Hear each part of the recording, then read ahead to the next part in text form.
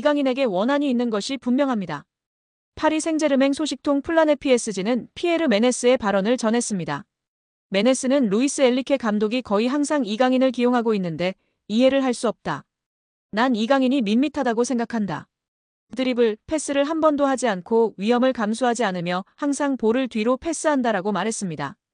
그는 이어서 이강인이 그라운드 위에 있을 때 아무것도 가져올 수 없다. 성가시다.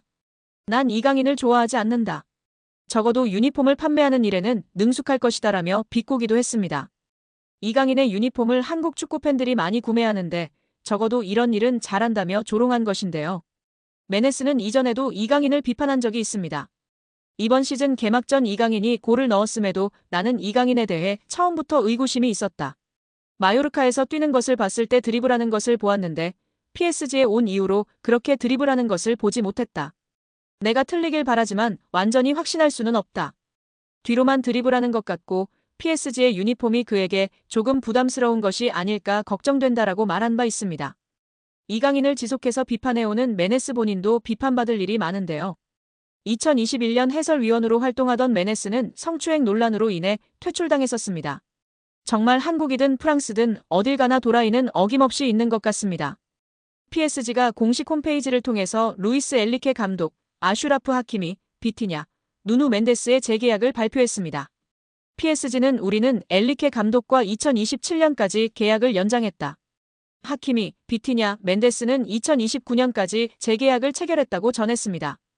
이번 재계약으로 PSG는 대부분의 핵심 전력을 2028년 여름까지 보유할 수 있게 됐습니다. 주전급 자원 중에서 2028년 이전에 계약이 종료되는 선수는 2026년에 만료되는 잔루이지 돈나룸마와 2027년에 끝나는 파비앙 루이즈뿐입니다. 두 선수를 제외한 주전급 자원들은 모두 2028년 혹은 2029년까지 PSG 선수로 뜁니다. 이강인은 2028년까지 계약된 선수 중 하나입니다.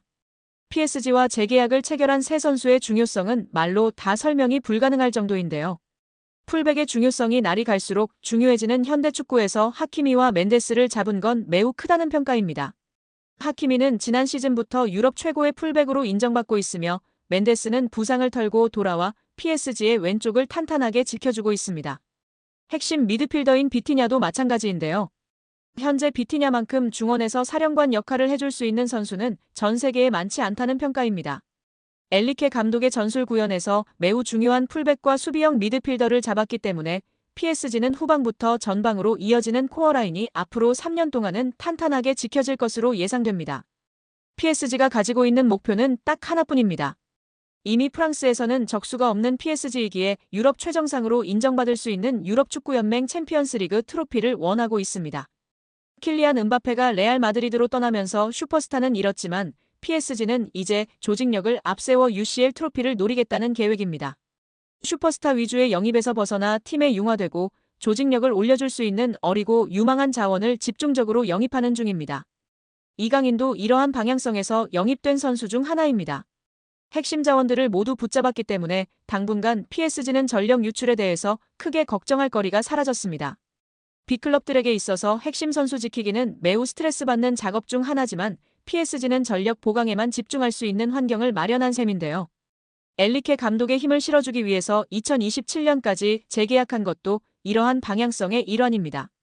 PSG는 여전히 스트라이커 자원이 약하다는 평가를 받지만 엔리케 감독은 제로톱 전술로 밀고 가는 중입니다.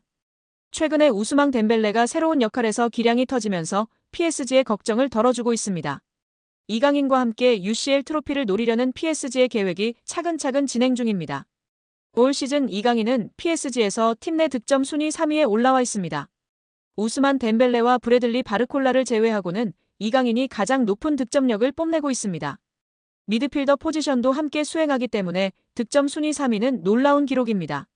이와 더불어 팀 내 도움 순위와 공격 포인트 순위에서도 3위를 기록하면서 공격의 핵심으로 분류되고 있습니다. 특히 기회 창출에서 이강인은 팀 내 최고 수준의 기록을 보유했는데요. 기회 창출이 45회로 2위인 덴벨레보다 높았고 빅찬스 창출도 12회로 팀 내 최고인 상황입니다. 은바페 없는 PSG의 왕은 덴벨레인 줄 알았는데 뚜껑을 열어보니 이강인이었습니다. 여기에 과거의 발언 덕분에 홍 감독을 향한 배신감이 너무나 큰데요. 홍 감독은 대표팀의 새 감독 하마평에 오르자 꾸준히 불편하다라는 기색을 내비쳤던 바가 있습니다. 이러한 발언은 울산 팬들을 안심시키기에 충분했습니다. 여기에 더해 작년 1월 과거 울산에서 활약했던 아마노준을 향한 저격 발언이 재조명되고 있습니다. 일본 국적의 미드필더인 아마노는 2022년도 시즌 울산에서 임대선수 신분으로 활약했습니다. 이어서 그 다음 시즌 울산 잔류 여부를 두고 주목받는 사이 그는 홀연히 울산의 우승 경쟁팀인 전북현대로 임대를 떠났습니다. 이에 홍 감독은 분노했습니다. 홍 감독은 아마노가 울산 잔류를 약속했지만 어겼다라며 강도 높은 비판을 했습니다. 곧바로 아마노 측은 홍 감독의 발언에 반발했지만 울산은 이례적으로 아마노 이적 협상과 관련된 보도자료를 배포하기도 했습니다.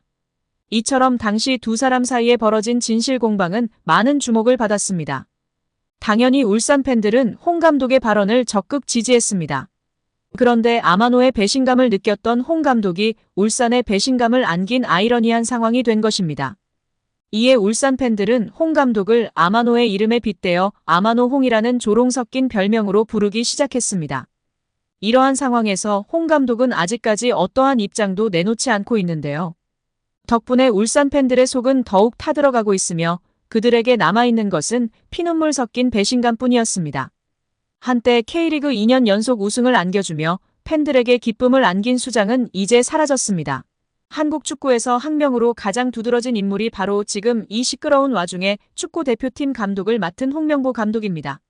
박종환 감독이 대표팀을 이끌던 1995년 한국팀은 코리아컵 준결승전에서 예선에서 쉽게 승리했던 잠비아에 패했습니다.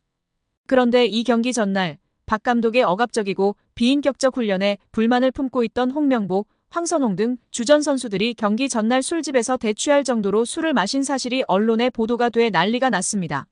그래서 홍명보 선수 등은 징계 위기에 처했는데 이들은 그 제보자로 박 감독을 꼽았고 언젠가 안 갚음하리라 맹세했다고 합니다. 다음해 아시안컵 8강 대 이란전에서 한국은 6대2로 참패하였습니다. 유례를 찾기 힘든 처참한 패배입니다. 특히 전반에 2대1로 앞서고 있었는데 휴식 시간 라커룸에서 무슨 일이 있었는지 후반에만 연속으로 5골을 먹은 것입니다. 당사자들은 부인하지만 이 사건은 축구계뿐 아니라 축구팬들도 의혹을 거두지 않고 있습니다.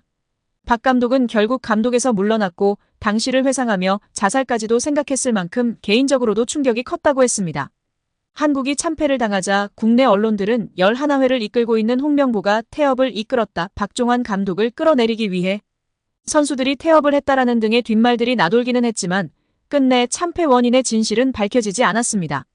당시 한 언론은 홍명보 선수가 과학적이고 체계적으로 지도하는 감독을 원한다며 스파르타식 훈련을 고집하는 박종환 감독에게 노골적인 반기를 들었지만 누구보다도 체계적으로 지도했던 아나톨리 비쇼베츠 전 감독에게도 노골적인 불만을 터뜨렸다고 전했습니다. 조중현 당시 KBS 해설위원조차 홍명보가 선수로서의 본분을 망각한 것 같다. 옛날에는 감독의 그림자도 밟지 않았는데 어쩌다 이 지경이 됐는지 모르겠다고 개탄했다고 합니다.